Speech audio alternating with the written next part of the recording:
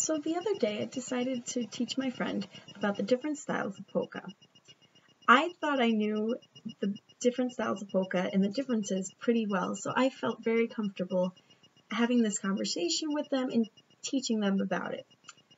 What I didn't know was that they didn't really know anything about polka to start with, so when I was explaining the differences in styles, they had nothing to compare it to or think back to say, oh, okay. So they kind of were just nodding their head, agreeing with what I was saying, and then at the end they were like, so what is a polka? And I was like, okay, I should have explained that first.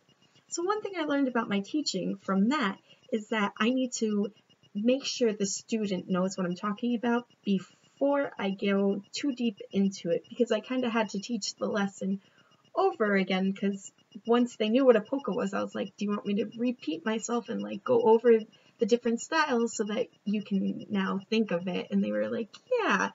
So that is one thing I learned. The other thing I learned is it's okay to admit when you don't know something. There was a lot of times where they would ask me a question and I didn't have the answer. So we looked some things up together on Google, but it's okay because I don't want to give them an answer that I don't know and say, yeah, that's the answer, because they may repeat what I say even if I'm wrong. And the other thing I learned is that to play examples, I was kind of explaining the different styles of polka and they were like, okay, cool.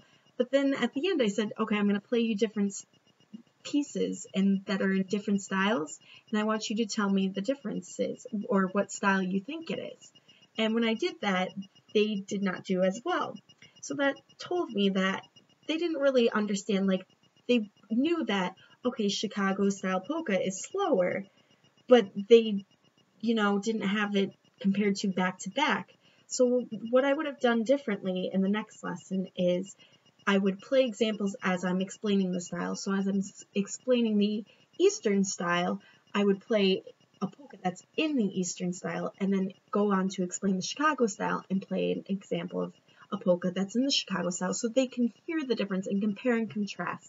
And I think if I did maybe a Venn diagram or some type of chart and showed it to them as I explained it instead of verbally just explaining it, I think they would have understood a lot more and would have done better when I played the different styles and different pieces, and they would have gotten more correct.